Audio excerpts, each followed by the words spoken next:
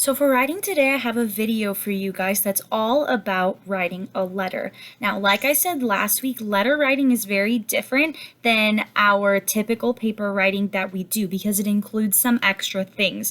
Like in the video, it talks about how with a letter, it always needs a date, it needs a who it's to, it needs a body, which is basically your paragraphs, it needs who it's from, and then your signature or your name. So that video talks about everything that we are going to do in the letter that we write to Mr. Sprong. However, we're not going to do all of those things today. We're going to do those things over the next 3 days. So today, what I would like you to do is I'd like you to start your letter.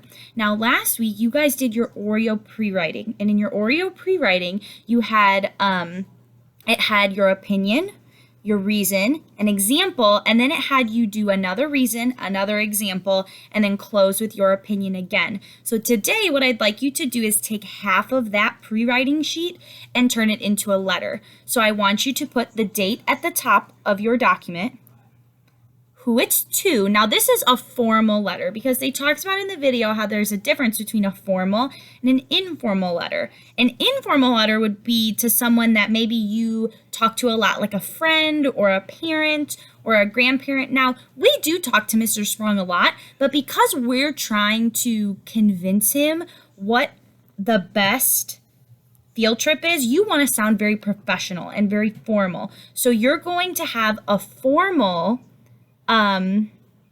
what did they call it? A formal who it's to. So you could put Dear Mr. Sprong, or you could use a different word to make yourself sound a little more professional. And then I want you to start writing your body. And when you start writing your body, I just want you to state your opinion, just like you did in that Oreo pre-writing. And then I want you to do one reason and one example today. That's it. So just the first half of your Oreo pre-writing. You can make that more than one paragraph. If you feel like you have enough to write about, that is completely okay. However, that is all that I want you to write about for today is that first reason and that first example. Now, third grade, remember, your goal for your whole entire letter is still going to be just like you do with your paragraphs. Your goal is to write 3 paragraphs in your letter. So begin writing with that in mind so that that can be your end goal. Second grade, your goal is to write 1 good paragraph. So think about that while you're writing. You're only going to write about 1 reason and 1 example.